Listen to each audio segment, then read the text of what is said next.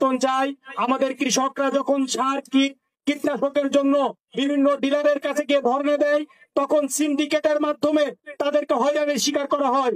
তারা আমরা জানি ডিলারের কাছে গিয়ে সার পায় না, অথচ বাজারের দোকানে সারের ভরি ভরি সার সেখানে অপেক্ষা করে। আমরা এই বৈষম্য দূর করতে চাই।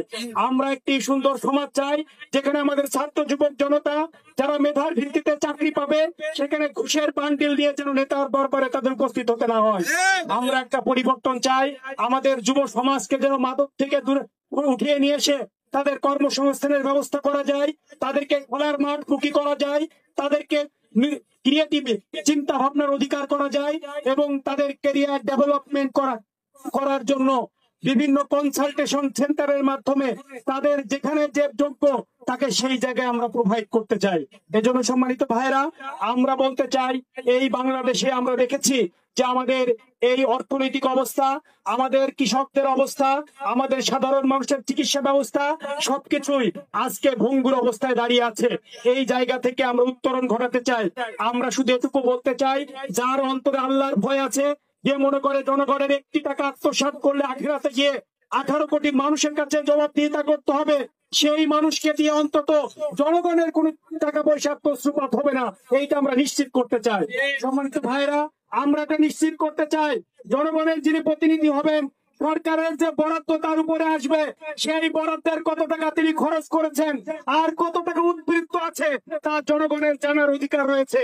এই জনগণের কাছে আমরা জানার ব্যবস্থা আমরা করে দিতে চাই। এজন্য সম্মানিত ভাইরা, আমরা মানুষকে নিয়ে একটি সুন্দর বাংলাদেশ গড়তে চাই। আমাদের এই চুয়াডাঙ্গা এই অঞ্চলের আমাদের যে কৃষি পণ্য উৎপাদিত হয়, সেগুলো সংরক্ষণের সঠিক ব্যবস্থাপনা না থাকার কারণে আমাদের কৃষকেরা মাঠের থেকে ধান তুলে আবার সেখানে বিক্রি করে দেওয়া লাগে। এই জন্য সেগুলো সংরক্ষণের জন্য, অন্যান্য সবজি এবং অন্যান্য জিনিস সংরক্ষণের জন্য, হিমাগার প্রতিষ্ঠার জন্য আমরা একটি কার্যকর পদক্ষেপ গ্রহণ করতে চাই, যার মাধ্যমে আমাদের কৃষকেরা যেন তাদের পণ্যের ন্যায্য দাম, ন্যায্য হিস্সা আদায় করে নিতে পারে। এই জন্য সম্মানিত বন্ধুগণ, আসলে একটি সুন্দর আলোকিত বাংলাদেশ গড়ার জন্য, একটি সুন্দর চুয়াডাঙ্গা আলমডাঙ্গা গঠনের জন্য আমরা সকলে মিলে একটিবার পরিবর্তন করি, ন্যায় এবং ইনসাফের পক্ষে পরিবর্তনে আসি। আমরা আপনাদের প্রতি রেখে আপনারা সকলে মিলে একটি সুন্দর ভবিষ্যতের জন্য, আমার দেশের সন্তান, আমার ভবিষ্যৎ প্রজন্ম বিভিন্ন জায়গায় গিয়ে মুখ খুলে বলতে পারে, আমি কোন দুর্নীতিগ্রস্ত বাংলাদেশের বাসিন্দা নয়, আমি কোন চোরের দেশের বাংলাদেশের বাসিন্দা নয়, আমি একটি সোনার বাংলাদেশের বাসিন্দা বলতে পারে। এই বাংলাদেশ গঠনের জন্য সবাইকে উদাত্ত আহ্বান জানিয়ে আপনাদের সন্তান হিসাবে, আপনাদের ভাই হিসাবে আপনাদের কাছে দোয়া কামনা করে আমার কথা শেষ করছি। আসসালামু আলাইকুম ওয়া রাহমাতুল্লাহি।